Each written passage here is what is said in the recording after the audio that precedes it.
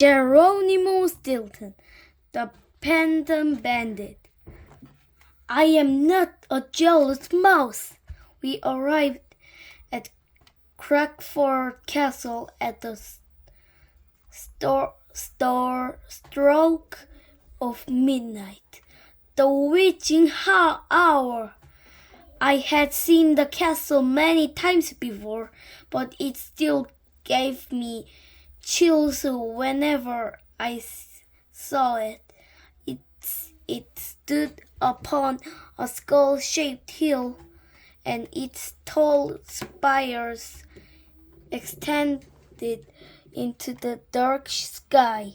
To make things even creepier, a terrible storm had broken out just as we got there. Lightning bolts flashed, thunder boomed, and an eerie wind whistled through the spooky trees.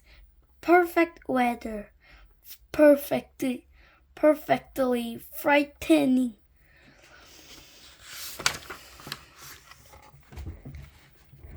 The Hiddle's ghost room, the tower of the Hiddle's ghost, the werewolf pumpkin garden, Creepell's room, the kitchen, dining room. The Von Crackleford family, Chef Stalwart, Kafka, Crispilla Bone Crackleford, Madam Latham, Baby, Grandpa Frankenstein, Bonham, Sniff and Snap, Bitewing, Boris Bon Crackleford, Buoy the Poltergeist, Grandma cried, Chompers. When I got out of the car, I was greeted by the castle butler, Bonham. "Welcome, Mr. Geronimo," he said. Then he lowered his voice to a whisper. "Of all the guests tonight, you're the nicest." I was surprised. I didn't know there would be other rodents on my stress-free vacation. That guest?" I asked. Then I noticed a rodent bending over the moat, collecting drops of slime in a test tube. It was a famous Professor Alvin Testerly, who had just won the Bodle Prize in Science. He walked over to Crepilla and kissed her paw. "You are truly enchanting, my dear host," he said. "Thank you for letting me study slime in your moat. It will come in handy to my research on ghostly surprises." Crepilla smiled. I am happy to my part to advance science," she replied. "Welcome. Thanks. Enchanting, my dear."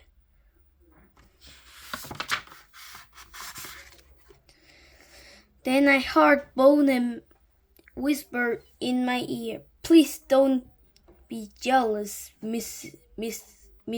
Geronimo. Lady Crapella only has eyes for you. Jealous? Who, me? I asked. No, I'm just a little bit hungry. Crapella overheard me. Hungry? Then why don't you and I have a midnight snack of chef's rats, stew, graykins? The thought of the terrible stew made my whisker twitch. Before I could respuce, a luxury sports car pulled up next to the Torbatom.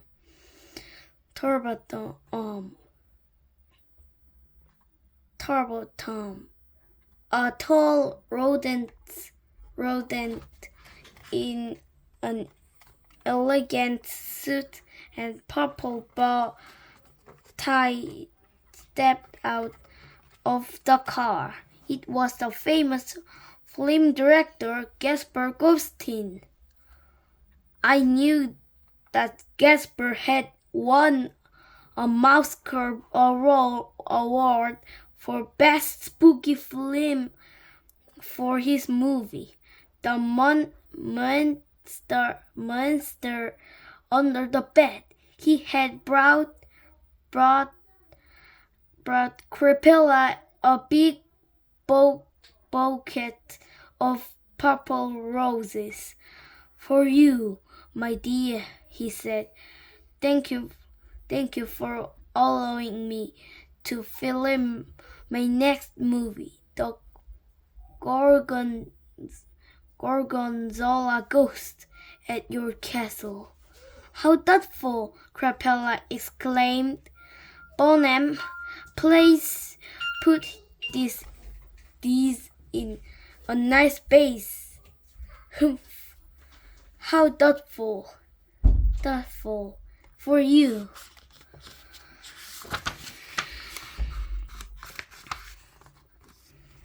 All those roses. Well, shut off, I snorted. Please don't be jealous, Mr. Geronimo.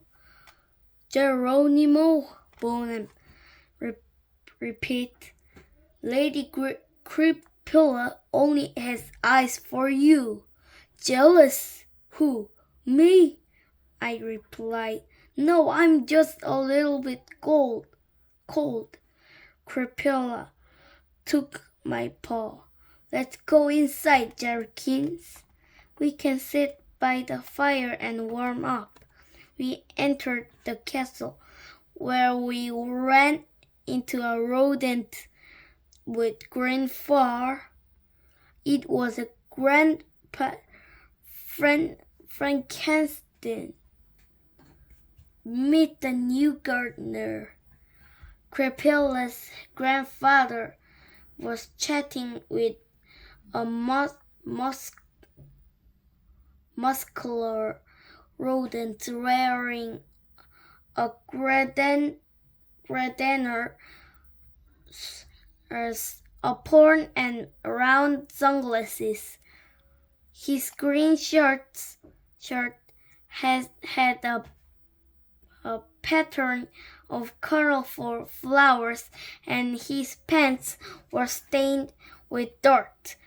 Meet the new gardener, Felix Bloomfur, Grandpa said. He will manage our greenhouse of carnivorous plants. Felix turned to greet us and stared at Crapella, his face as red as a tomato. Crapella, von Cracklefur, is that really you? He asked. You look even more exciting than you do in picture. I can't believe I'm actually meeting you. Can I have your phone number? What are you doing tonight? Are you dating anyone? She pulled a purple notebook out of her bag. Why don't you give me your phone number and I'll add it to the guest book, she said politely. That way I can call you one day, or maybe not. Humph, I snorted. How rude Felix to ask for her phone number like that. Grandpa Frankenstein winked at me. Don't be jealous, Geronimo, he said. Jealous? Who, me? I replied. No, I am just a little bit tired from the trip. Why don't you rest a little before we eat, Garrikins? Crepella asked. Then Bonham appeared. Please, guest, follow me, the butler said.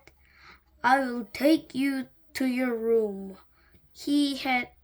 We had started to walk up a dark staircase when I saw Crepella drop her purple notebook. I glanced at it and saw that it has a golden lock and some words written on the front. It wasn't a guest book at all. My diary. Follow me. It was her secret diary. She saw me looking at it curiously, and she smiled. I kept track of my admirers in here, and all the gifts they give me so I can send them thank you notes. She said, you can look at it, but don't be jealous. I am not a jealous mouse, I insisted. Jealous? Who? Me? Don't be jealous. Pass off, or I will mummify you. Secret Diary of Crepella von Cracklefar.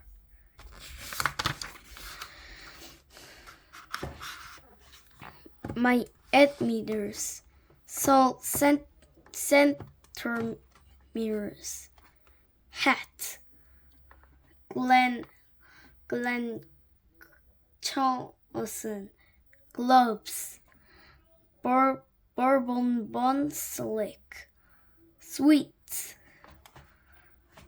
Prince Harold the Horrible, ring, Council 11,